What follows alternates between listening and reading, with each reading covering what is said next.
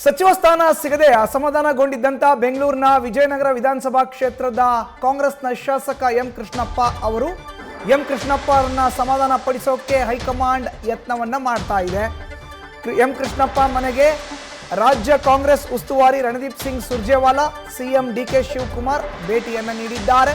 ಬೆಂಗಳೂರಿನ ವಿಜಯನಗರದಲ್ಲಿ ಇರುವಂತ ಎಂ ಕೃಷ್ಣಪ್ಪರ ನಿವಾಸಕ್ಕೆ ರಾಜ್ಯ ಕಾಂಗ್ರೆಸ್ ಉಸ್ತುವಾರಿ ರಣದೀಪ್ ಸಿಂಗ್ ಸುರ್ಜೇವಾಲಾ, ಸಿಎಂ ಡಿಕೆ ಶಿವಕುಮಾರ್ ಭೇಟಿಯನ್ನ ಕೊಟ್ಟಿದ್ದಾರೆ. ನೇರವಾಗಿ ಮನೆಗೆ ತೆರಳಿ ಮಾತನಾಡ್ತಾ ಇದ್ದಾರೆ ನಾಯಕರು.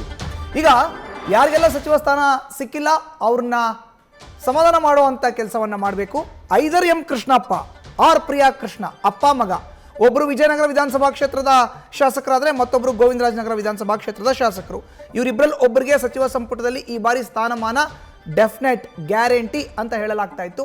ಬಟ್ ಅದು ಆಗಿಲ್ಲ. ಹೀಗಾಗಿ ಅಸಮಾಧಾನಗೊಂಡ್ರು ಅಂತ ವಿಜಯನಗರ ಶಾಸಕ ಎಂ ಕೃಷ್ಣಪ್ಪ, ಗೋವಿಂದರಾಜನಗರ ಕ್ಷೇತ್ರದ ಶಾಸಕ ಪ್ರಿಯಾ ಕೃಷ್ಣ ಅವ್ರ ನಿವಾಸಕ್ಕೆ ಕಾಂಗ್ರೆಸ್ನ ಹೈಕಮಾಂಡ್ ನಾಯಕರು ಈಗ ಭೇಟಿಯನ್ನು ಕೊಟ್ಟಿದ್ದಾರೆ. ಹೆಚ್ಚಿನ ಮಾಹಿತಿ ನೀಡ್ತಾರೆ ನಮ್ಮ ಪ್ರತಿನಿಧಿ ಚಂದ್ರಮೋಹನ್. ದೂರವಾಣಿ ಸಂಪರ್ಕಕ್ಕೆ ಸಿಕ್ಕಿದ್ದಾರೆ. ಚಂದ್ರಮೋಹನ್, ಬೆಂಗಳೂರು ದಕ್ಷಿಣ ಲೋಕಸಭಾ ಕ್ಷೇತ್ರದ ವ್ಯಾಪ್ತಿಗೆ ಬರೋ ಅಂತ 8 ವಿಧಾನಸಭಾ ಕ್ಷೇತ್ರಗಳ ಪೈಕಿ ಇದ್ದಿದ್ದೇ 3 ಜನ, ಅದರಲ್ಲಿ ಒಬ್ಬರಿಗೆ ಸ್ಥಾನಮಾನ ಕೊಟ್ಟಿದ್ದಾರೆ. ಅಪ್ಪ ಮಗ ಇವರಿಬ್ಬರಿಗೆ ಮಾತ್ರ ಇರಲಿಲ್ಲ. ಎಕ್ಸ್ಪೆಕ್ಟ್ ಮಾಡ್ತಾ ಇದ್ರು. ಈಗ ಬಂಡಾಯ ಶಮನದ ಗಾಳಿ ಆ ಕಡೆ ಬೀಸಿದೆ.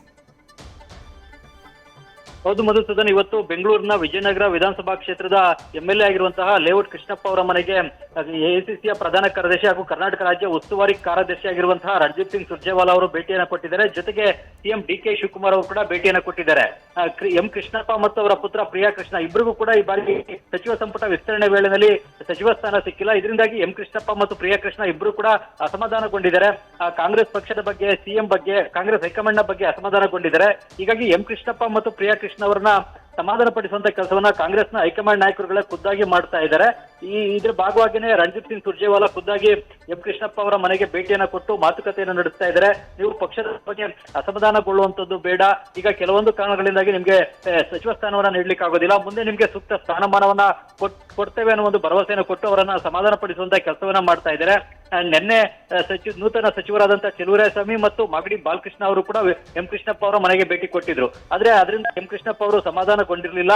ಹೀಗಾಗಿ ಇವತ್ತು ಖುದ್ದಾಗಿ ಸಿಎಂ ಡಿಕೆ ಶಿವಕುಮಾರ್ ಕೂಡ ಎಂ ಕೃಷ್ಣಪ್ಪ ಅವರ ಮನೆಗೆ ಭೇಟಿಯನ್ನು ಕೊಟ್ಟು ಮಾತುಕತೆಯನ್ನ ನಡೆಸ್ತಾ ಇದ್ದಾರೆ. ಯಾವ್ಯಾವ ಕಾರಣಗಳಿಗಾಗಿ ಎಂ ಕೃಷ್ಣಪ್ಪ ಅವರಿಗೆ ಸಚಿವ ಸ್ಥಾನವನ್ನು ಕೊಡ್ಲಿಕ್ಕೆ ಸಾಧ್ಯವಾಗಿಲ್ಲ ಏನು ಅನ್ನೋದನ್ನ ಅವರಿಗೆ ವಿವರಿಸಿ ಕನ್ವಿನ್ಸ್ ಮಾಡುವಂತ ಪ್ರಯತ್ನವನ್ನ ಮಾಡ್ತಾ ಇದ್ದಾರೆ. ಈಗ ಒಕ್ಕಲಿಗ ಕೋಟಾದಲ್ಲಿ ಡಿಕೆ ಶಿವಕುಮಾರ್ ಸೇರಿದಂತೆ 5 ಮಂದಿ ಮಾತ್ರ ಸಚಿವರಾಗಿದ್ದಾರೆ.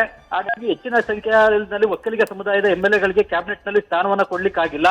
ಯಾವ್ಯಾವ ಕಾರಣಗಳಿಗೆ ಕೊಡ್ಲಿಕ್ಕಾಗಿಲ್ಲ ಏನು, ಮತ್ತು ಇದರಲ್ಲಿ ಹೈಕಮಾಂಡ್ ಪಾತ್ರ ಏನು, ತಮ್ಮ ಪಾತ್ರ ಏನು, ಸಿದ್ದರಾಮಯ್ಯನವರ ಪಾತ್ರ ಏನು ಅನ್ನೋದನ್ನ ಎಂ ಕೃಷ್ಣಪ್ಪ ಅವರಿಗೆ ವಿವರಿಸುವಂತದ್ದು ಮತ್ತು ಮನವೊಲಿಸುವಂತಹ ಪ್ರಯತ್ನವನ್ನ ಮಾಡ್ತಾ ಇದ್ದಾರೆ. ಎಂ ಕೃಷ್ಣಪ್ಪ ಅವ್ರನ್ನ ಪಾರ್ಟಿನಲ್ಲಿ ಉಳಿಸ್ಕೊಳ್ಬೇಕು ಮತ್ತು ಅವ್ರ ಪಾರ್ಟಿನಲ್ಲಿ ಮುಂದುವರಿಬೇಕು ಅನ್ನೋ ನಿಟ್ಟಿನಲ್ಲಿ ಮಾತುಕತೆಯನ್ನ ಈಗ ನಡೆಸಲಾಗ್ತಾ ಇದೆ. ಎಂ ಕೃಷ್ಣಪ್ಪ ಅವರು ನಾವು ಪಾರ್ಟಿನೇ ಬಿಡ್ತೀನಿ ಅನ್ನುವ ಮಟ್ಟಿಗೂ ಕೂಡ ಆಲೋಚನೆಯನ್ನ ನಡೆಸಿದ್ರು. ಹೀಗಾಗಿ ಅವರು ಪಾರ್ಟಿ ಬಿಡದಂತೆ ಮನವೊಲಿಸುವಂತಹ ಕೆಲಸವನ್ನ ಮತ್ತು ಪಕ್ಷದಲ್ಲಿ ಮುಂದುವರಿಸುವಂತೆ ಮಾಡುವಂತ ಪ್ರಯತ್ನವನ್ನ ಈಗ ಡಿಕೆ ಶಿವಕುಮಾರ್ ಮತ್ತು ರಣದೀಪ್ ಸಿಂಗ್ ಸುರ್ಜೇವಾಲಾ ಇಬ್ರು ಕೂಡ ಮಾಡ್ತಾ ಇದ್ದಾರೆ. ಮಧುಸೂದನ್, ಧನ್ಯವಾದ ಚಂದ್ರಮೋಹನ್ ನಿಮ್ಮ ಮಾಹಿತಿಗೆ.